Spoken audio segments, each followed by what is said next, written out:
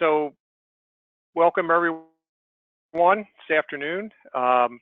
We have Wayne, who's going to be talking today about some of the issues we have recruiting and developing talent.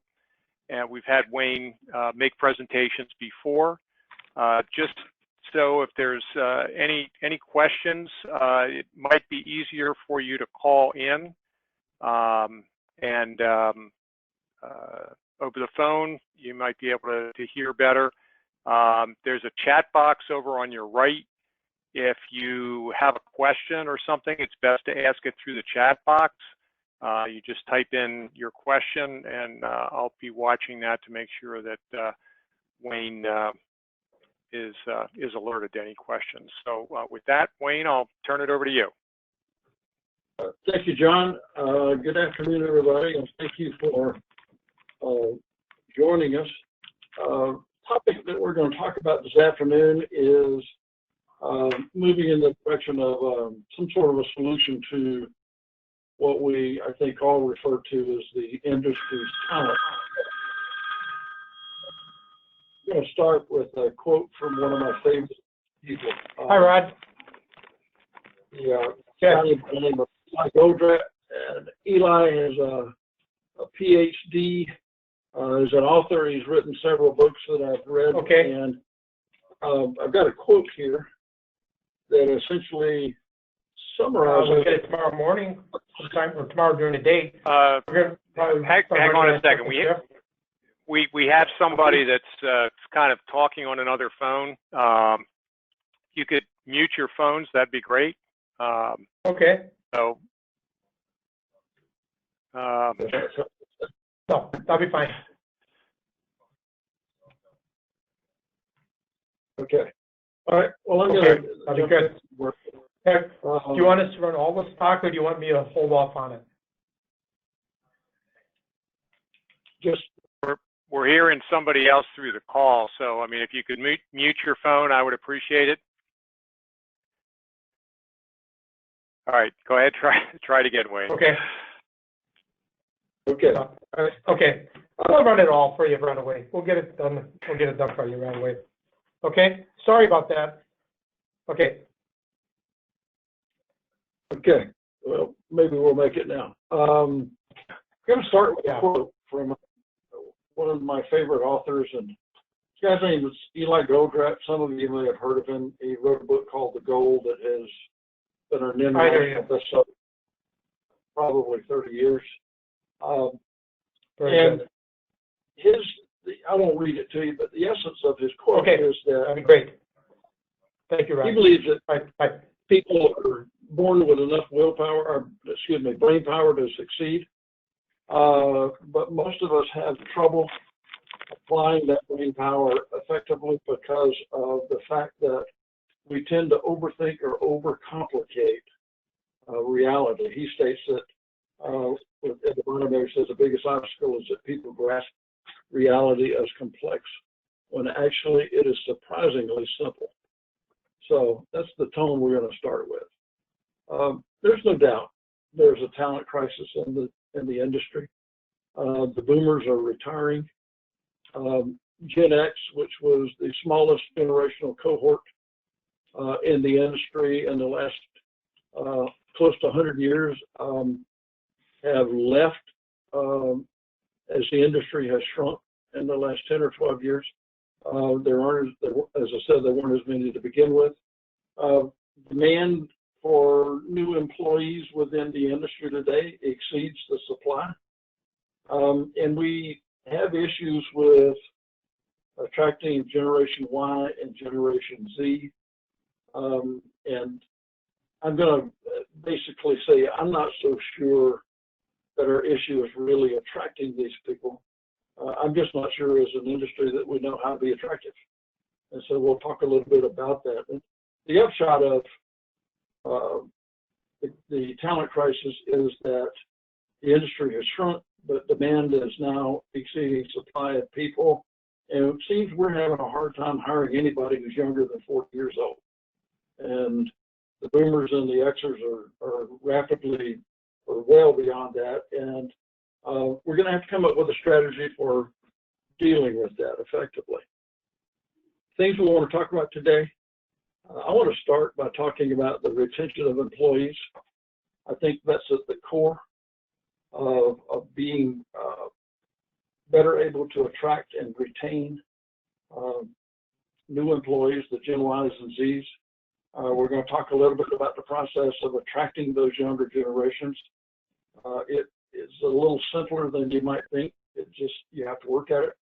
And I don't know if we'll have time to spend a lot of time, but there's been some interest in selling to the younger buyer, and I have some thoughts on that I'd like to share with you also.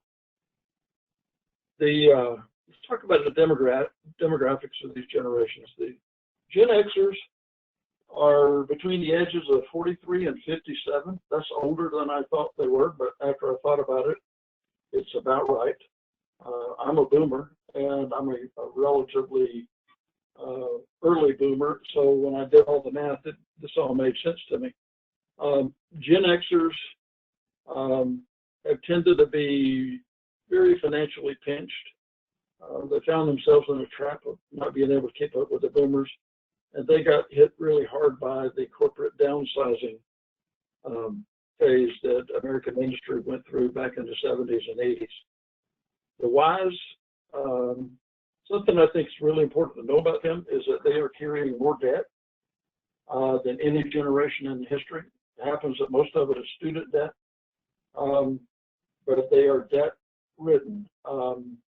They're mostly digital natives, and it's important to keep that in mind as we look forward and attempt to be a more attractive employer for these people. Gen Z is the young group. More of them are in the workforce already than I might have thought before I started to prepare for this presentation. They are the largest generation ever. And they are the generation out of everybody that is currently involved in the industry that is actually more concerned about saving and minimizing debt. Seems like they've learned from all the rest of our mistakes, a little bit more pragmatic about things. There's an annual worldwide poll that's done by the Gallup organization. Again, it's done annually. It's done in a lot of companies across the globe, a lot of countries, and quite a few people are polled every year just to get a statistically valid result. But the result of that is that they have found out that out of all employees around the world, 85% are disengaged from their jobs. That's a staggering number. Only 15% of us are actually engaged in what we do, and the 85% that are disengaged are prone to leave. Turnover levels are higher than they've been any time in history, and there's a tremendous amount of cost associated with this low percentage of engaged employees. How do you measure engagement? Well, one approach to doing it is to look at it from the perspective of how much of their discretionary energy do they expend on the job. And research tells us that out of the energy reserves that a typical human being has, if they're employed in the workforce, they use about 70% of those energy reserves every day to meet the minimum requirements of their job. The additional energy that they have in reserve is what we call discretionary energy. And for the most part, disengaged employees bring none of that 30% of that discretionary energy with them to the job every day. Now, what does this mean?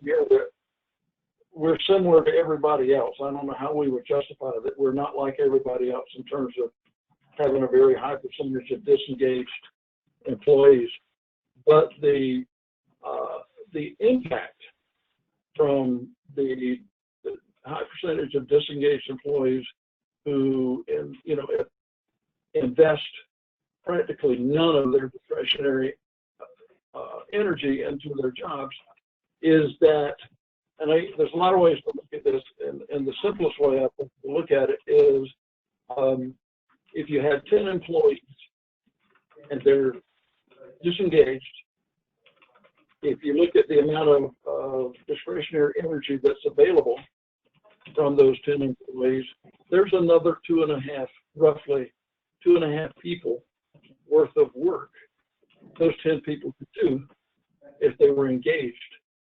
effectively engaged and enjoying their jobs. That's also a very staggering number. And I would think that as far as dealing with the talent crisis in the industry and finding enough people to keep our companies going, that might be a good place to have a first strategy in terms of where do we find the employees that we need. Truth is, many of them are already working for us if we just get them re-engaged in their jobs. Now, I want to talk a little bit about expectations. Your employees, all of our employees have expectations. There are 18 expectations that people tend to look to get them met on the job. We all have expectations. Turns out most of the ones we have, we can actually meet through our job. Some of those is our place of work is not where we're going to get those expectations met, but the majority of those can be, and so we need to pay attention to that. If our plan is to get people re-engaged in their jobs, we've got to do a better job of meeting their expectations. Also turns out that in addition to those 18 expectations, when we look at those, there are an additional 15 supporting behavioral traits that, depending on whether they are strong or weak, will dictate how successful working with that employee is going to be in terms of getting their expectations and needs met and getting them energized to the point where they get re-engaged in the job and you've got more productivity out of those folks. I'll give you an example of how this works. So if you look there in the upper left-hand corner, there's a box called Development Expectations. There are two in the darker blue bars that you see there that are actually the part of the 18 expectations that employees hope to have met on the job. The first one there is an expectation called wants development. There are two supporting traits. They're called enthusiastic and self-improvement. And I've seen this a lot lately. If an employee has an expectation that they want to develop, they want to grow on their jobs, they want to learn and continue to expand. These two supporting traits, enthusiastic and self-improvement, have got to be strong enough to make that possible. If you have an employee who has a strong need for development and also has a high trait score on enthusiastic, but has a low score on self-improvement, until that employee starts to demonstrate an interest in self-improvement, it is unlikely that anything that you can do to try and help that employee who wants to develop, it's unlikely that anything you can do is going to have any effect, simply because they're not interested in bettering themselves. I hope that makes sense to you, but that's kind of how this stuff works. And I find a lot of it, and it does play out in millennials and Generation Zs, when you examine whether or not they're getting their expectations met and whether or not their supporting traits support the attainment of those expectations. This is just, you can't read it, I'm sure. This is just to illustrate the fact that there are tools that you can use working with your employees to help them improve their engagement. Essentially, improving engagement is a process of dialogue between a manager and an employee. Once we've measured the strength of those expectations and needs, and we've looked at the strength of those supporting traits, we sit down and we have a conversation about what the numbers tell us, and then we have a conversation about what the actual, if an employee wants development, what does that actually look like? There's a give and take dialogue that goes back and forth, and we end up with an action plan that has goals in it, that has things for the employee to work on, and through that dialogue and working through the goals, through that process, we start to see engagement grow, and we start to see greater interest in the job. We start to see better performance as a result of that. And over a period of time, going through this process with employees tends to get them engaged enough to the point where they don't leave you. People with low expectations or with high expectations in particular areas who don't get those expectations met, what do? They go somewhere else. And again, turnover and what have you is historic levels. And that's something that as an industry we need to recognize and deal with also. Talk a little bit about the pathway to better engagement. It's pretty simple. It's a process that requires some discipline. It starts with an assessment of the individual. The manager has to read the assessment. The employee needs to read the assessment. The manager needs to note where there are strong expectations with a score at or above a certain level, and also look for weak supporting traits. Where there may be strong expectations, but the weak supporting traits aren't going to facilitate the employee getting those needs met. There's a dialogue or a discussion with the employee that ensures that the employee understands the report. The manager has a clear picture of what those strongest needs are, what they look like to the employee. And there also, if there are obstacles to meeting those needs in the form of weak supporting traits, those are discussed. And if the employee wants to have their needs met and is willing to work toward it, the first thing they're going to need to work on is strengthening those weaker supporting traits. Out of the discussion with the employee comes an action plan that's put into play, and then there is a regular review process where adjustments can be made, on that regular basis. And in my work, I usually, when I help people come up with those action plans that the manager and the employee are going to work on, we usually find ways to use activities that are required in the job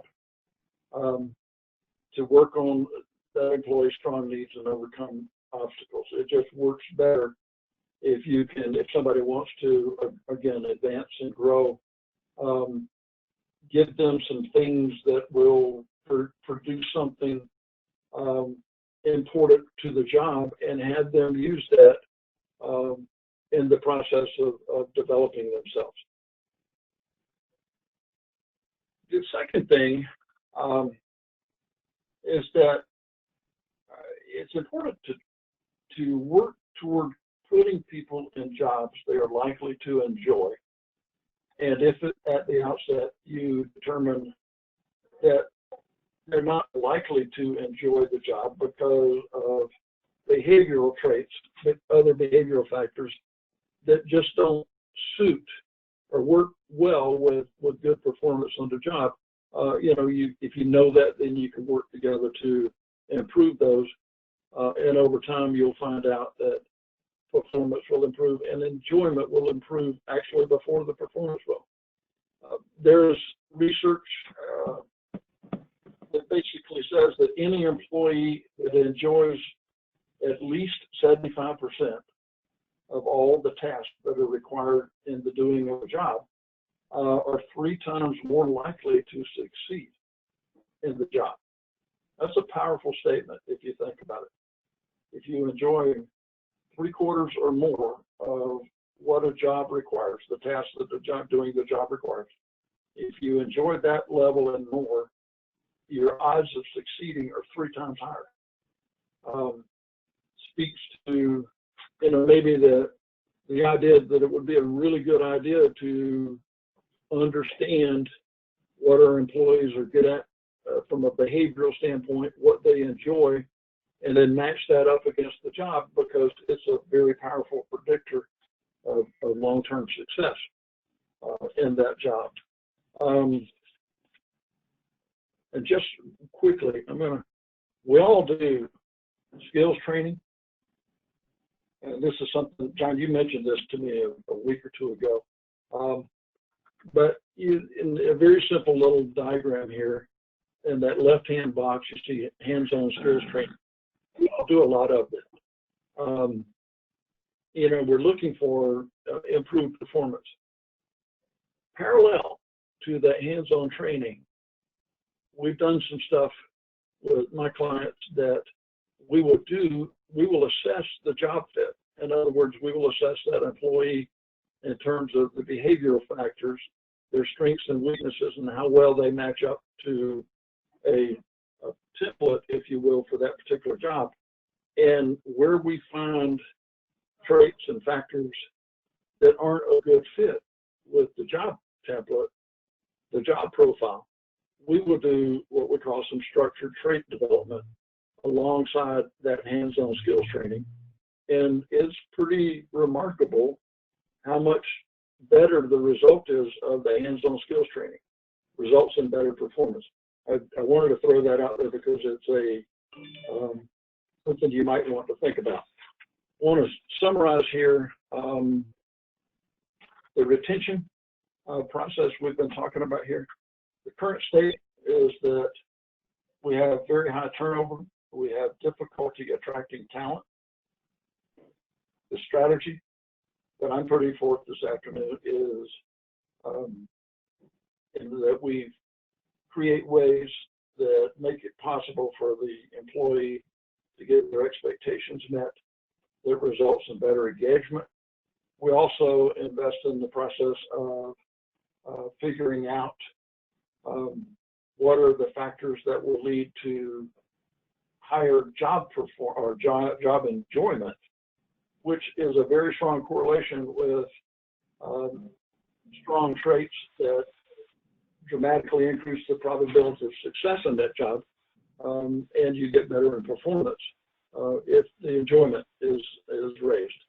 And a resolution that we're looking for here is that we get higher retention and loyalty. We are more attractive in the labor market, and we've got a more positive culture. And let me just say this.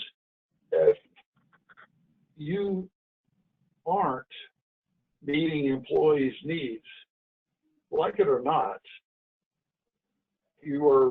that gets out into the market, and people look at you as if you are not overly attractive as a potential employer. If you are doing a good job of meeting employees' expectations and so forth, that word will get out, and you will become more attractive in the labor market. This is not a very complicated slide. There's a lot of meat here that one slide just couldn't encompass in terms of a lot of text and content. So you're going to have to depend on me a little bit to get us through here. But to attract the younger generations, the Ys and the Zs, what I think we need to do is start small.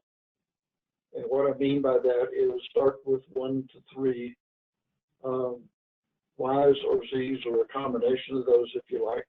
And I really, it honestly, to me, doesn't make any difference if it's your nephew or your niece. Just find somebody that is a member of those 2 generational cohorts and start there, and start them through the process of working on the retention and engagement factors, those expectations,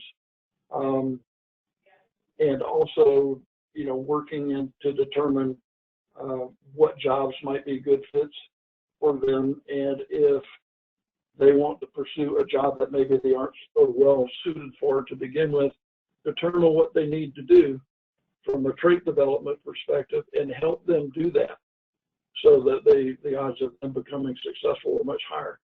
Follow through on that. Get that done, and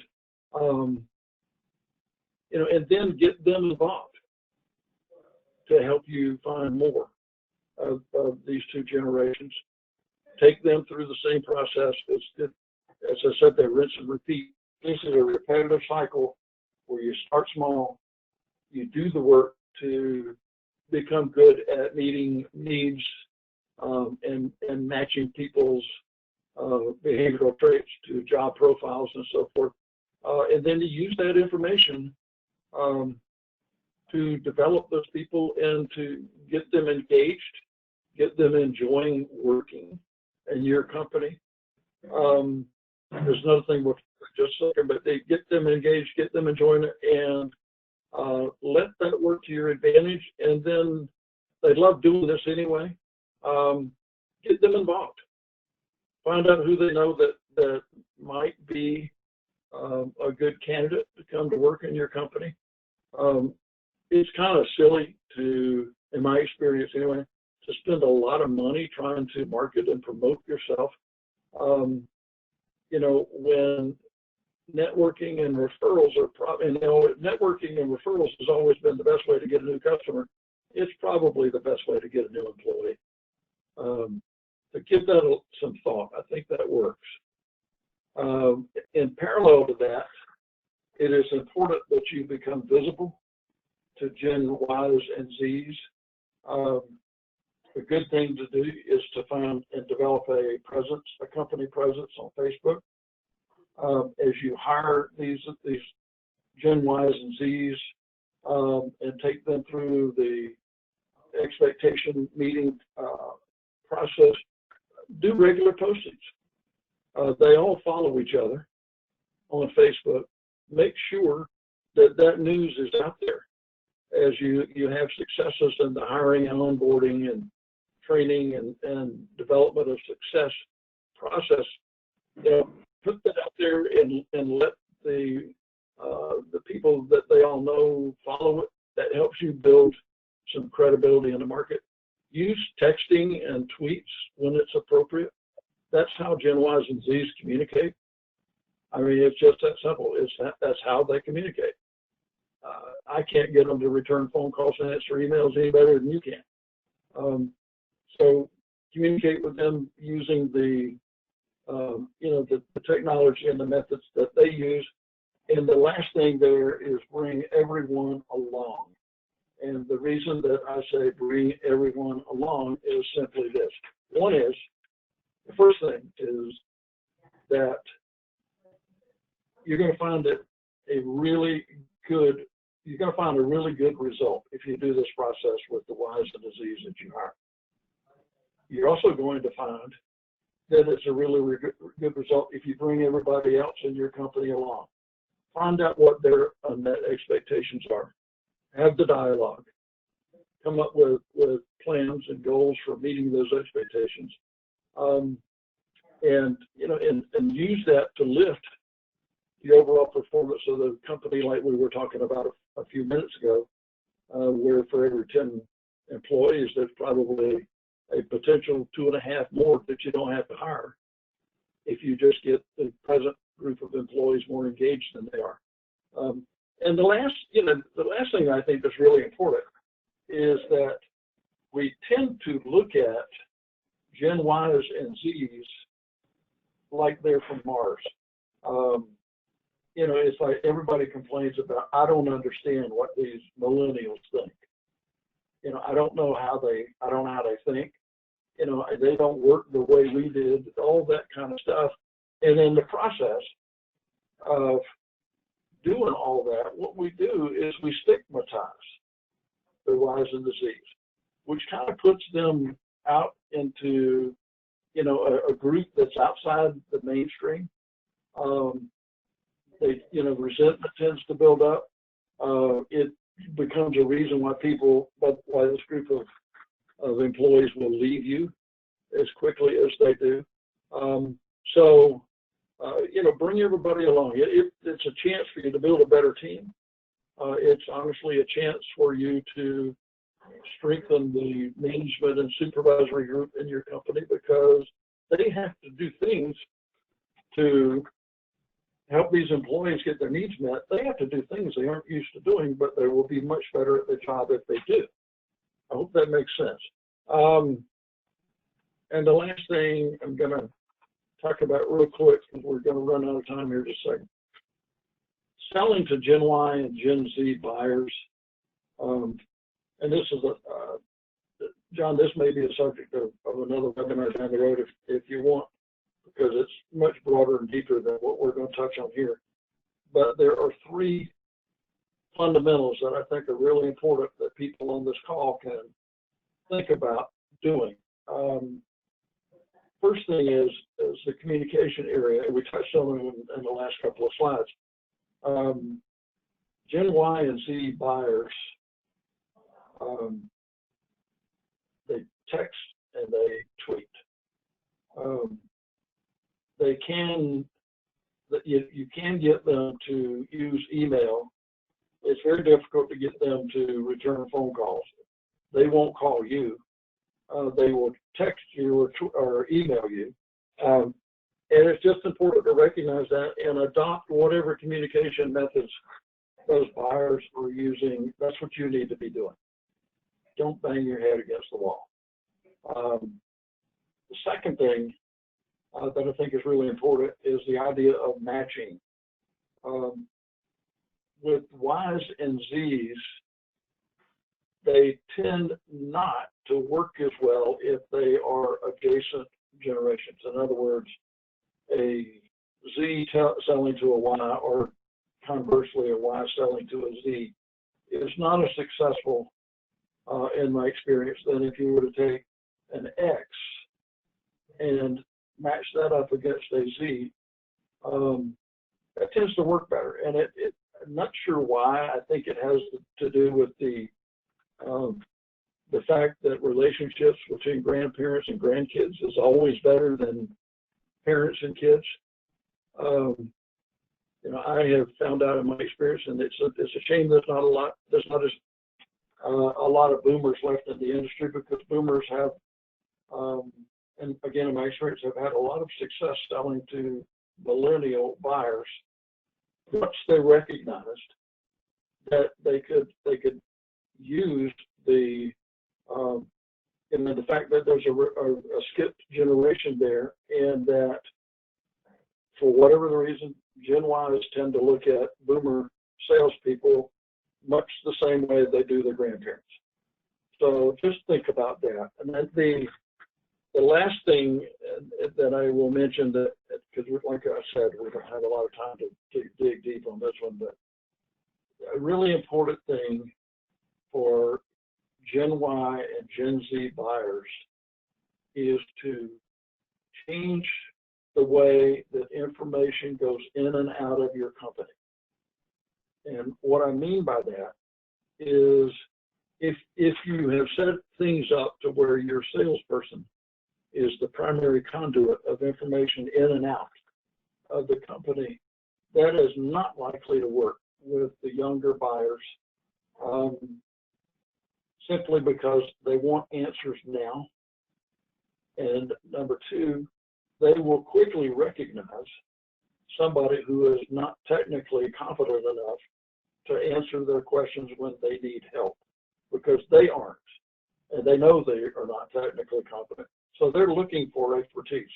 So, if you can find a way to allow access to not just your CSRs, but subject matter experts, empower your CSRs to bring in the subject matter experts when it's needed, so that you can get good answers, you can prevent issues before they happen, and what have you. I mean, I've seen success where free press operators had more access, or young buyers were allowed more access to pre-press operators than historically was allowed, and it has helped.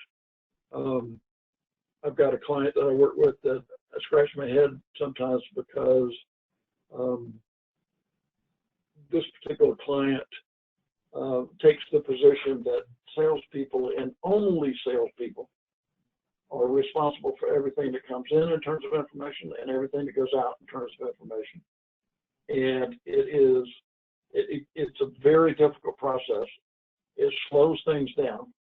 And I've seen it turn into a situation where there was an unnecessary amount of friction between the sales department and the rest of the company. At times, I think there's only two departments in that company. There's the sales department and there's the sales prevention department. And that's crazy. You don't need that. And it's just simply because there are communication bottlenecks more than anything else. That's the reason that situation developed.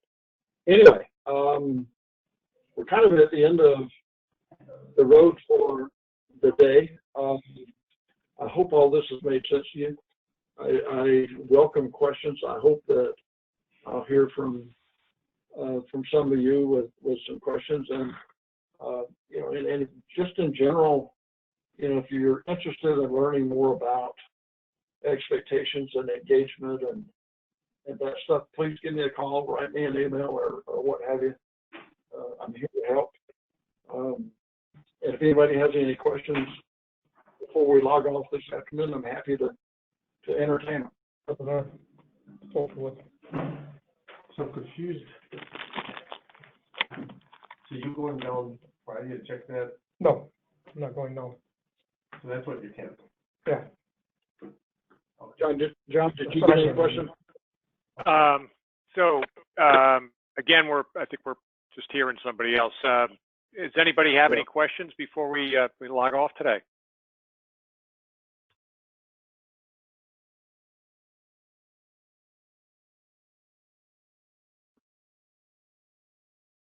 All right. Well, thanks very much, Wayne, for putting the presentation together. Thanks everyone for joining us. I did record the presentation, and it will be in the newsletter on the website. I'll be sending it out to everyone for the link, so that if you have other employees or other people at your company you'd like to have them watch the presentation, they will be able to see it. So any final questions before we sign off? All right, very good. Thank you, Wayne. Thank you. All right, thank you. Bye-bye.